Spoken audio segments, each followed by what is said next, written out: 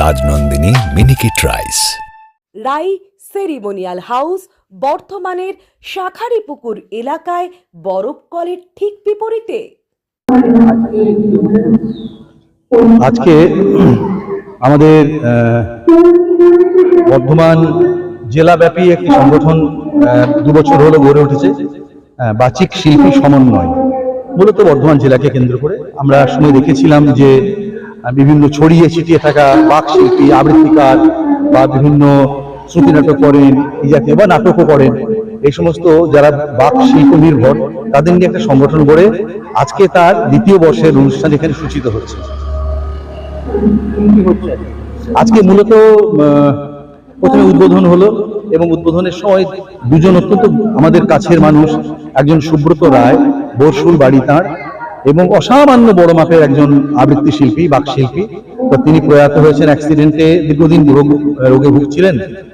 তার প্রয়াণে আমরা ব্যথিত হয়ে আজকে তার নামে, এবং শ্বেতা চট্টোপাধ্যায়, ইনিও একজন অত্যন্ত ভালো আবৃত্তিকার, গত বছর অনুষ্ঠানে ছিলেন। ইনিও একটা দুর্ঘটনাতে, যেখানে দামোদরের কাছে একটা দুর্ঘটনাতে প্রয়াত হন। এই দুজনের স্মৃতিতে উৎসর্গ করে আজকে আমাদের বাচিক শিল্পীর অনুষ্ঠান এটা সূচিত হচ্ছে, 2য় বর্ষ বাক শিল্পের অনুষ্ঠান। আমরা সারা বছর মূলত আবৃত্তি নিয়ে কাজ করি, অনুষ্ঠান করি। আমাদের অনেকগুলো পরিকল্পনাও আছে, যেমন একটা বড় মাপের ওয়ার্কশপ করব যেখানে ছেলেমেয়েরা শিখতে পারবে। তারপর সেখানে বাইরে থেকে শিল্পী যারা আসবেন। তারপর আসলে মূল ব্যাপারটা হচ্ছে আমরা একটা সমন্বয় গড়ে তুলতে চাইছি। খাপছাড়া ভাবে অনেকে অনেক কিছু করেন, সে ঠিক আছে, নিশ্চয়ই করবেন। প্রত্যেক সংস্থার তার নিজস্ব অস্তিত্ব আছে, ব্যক্তিরও অস্তিত্ব আছে। এই ব্যক্তি এবং সমষ্টিকে নিয়ে সংগঠনের সংগঠন, আমাদেরটাকে মূলত সংগঠন আমরা বলি না, কিন্তু এটা হচ্ছে সংগঠনের সংগঠন। এইভাবে আমরা গড়ে তুলেছি যাতে আগামী দিনে অন্যান্য কাজকর্মগুলোকেও আমরা করতে পারি, বাক শিল্পের উন্নতির জন্য আমরা চেষ্টা করতে পারি, আমরা সংগঠনের মাঝখানে খুব কাছাকাছি আসতে পারি। অনেক ক্ষেত্রে দেখা যায় শিল্প মনে হচ্ছে একটা দলের সঙ্গে একটা দলের বৈপরীত্য থাকে, মতানৈক্য থাকে, কিন্তু আমরা চাইবো যে যাতে কোনো মতানৈক্য সব দূর হয়ে যায় এবং একটা নৈকট্য গড়ে ওঠে, সকলের মধ্যে ভালোবাসা গড়ে ওঠে। সেই জন্য আমরা এই কাজগুলোকে করছি এবং তাতে এগুলো আমরা গড়ে তুলতে পেরেছি কিছুটা, সেটা মনে করি। আমি দেবেশ ঠাকুর, এই সংস্থার মুখ্য উপদেষ্টা।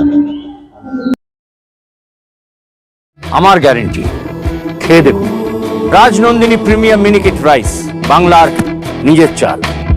রাজনন্দিনী মিনিকিট রাইস। রাই সেরিমোনিয়াল হাউস বর্ধমানের শাখারিপুকুর এলাকায় বরফ কলের ঠিক বিপরীতে। এখানে মধ্যবিত্ত থেকে শুরু করে সমস্ত মানুষের সাধ্যের মধ্যেই রয়েছে রাই সেরিমোনিয়াল হাউসের সুযোগ সুবিধা। এসি থেকে শুরু করে নন এসি, যেমন চাইবেন তেমনই পাবেন। একেবারে সুসজ্জিত ও পরিষ্কার পরিচ্ছন্ন একটি সুন্দর অনুষ্ঠান বাড়ি। এখানে রয়েছে এসি, নন এসি, নটি রুম, রয়েছে আন্ডারগ্রাউন্ড গাড়ি পার্কিংয়ের সুবিধা।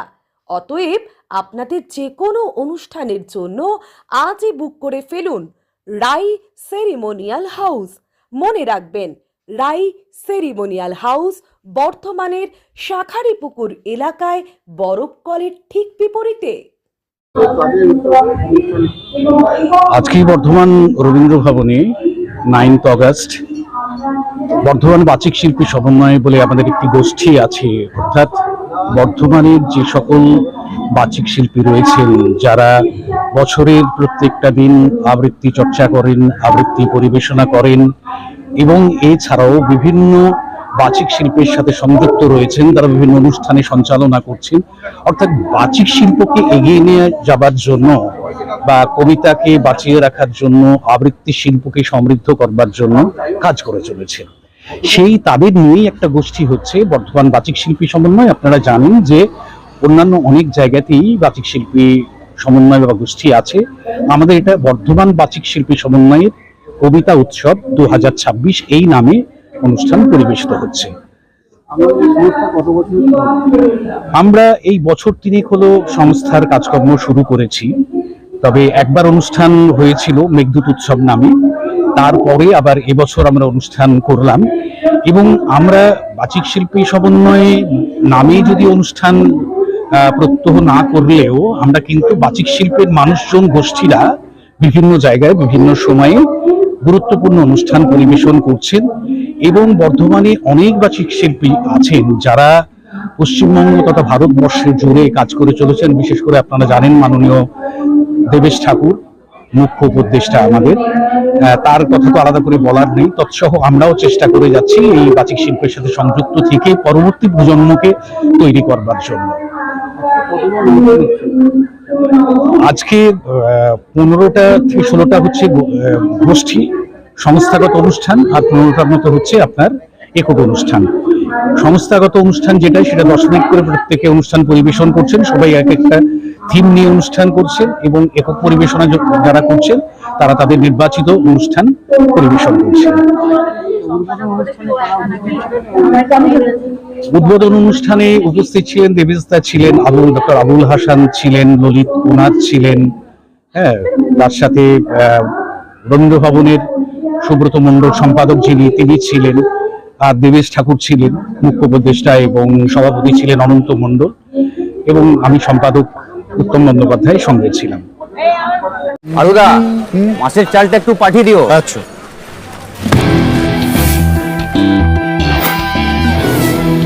বাঁশকাঠি না মিনিকেট?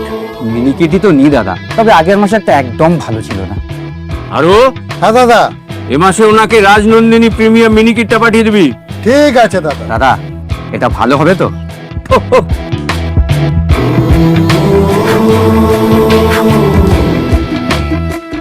আমার গ্যারেন্টি, খেয়ে দেখুন। সবাই বলে সঠিক চাল সঠিক ভাত, আমি বলি ভালো চাল ভালো ভাত। রাজনন্দিনী প্রিমিয়াম মিনিকেট রাইস, বাংলার নিজের চাল। রাজনন্দিনী মিনিকিট রাইস, বাংলার নিজের চাল।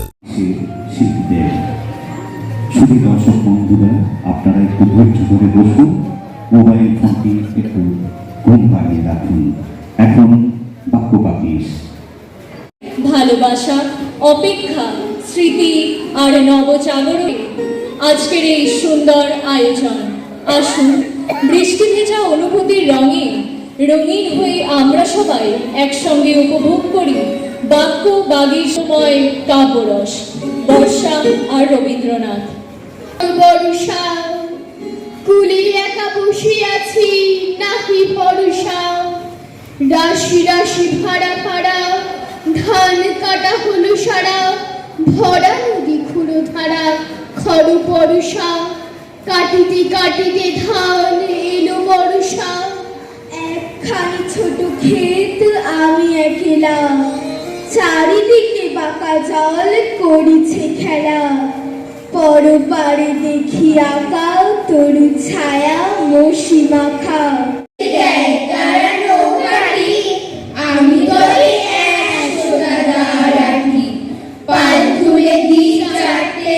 থাকবে একক পরিবেশনায় নন্দিতা সাউ। সকলকে আন্তরিকভাবে অনুরোধ, আমরা সকলে একসাথে শেষ পর্যন্ত সুস্থ সাংস্কৃতিক চেতনার জন্য অনুষ্ঠানে উপস্থিত। নিবেদন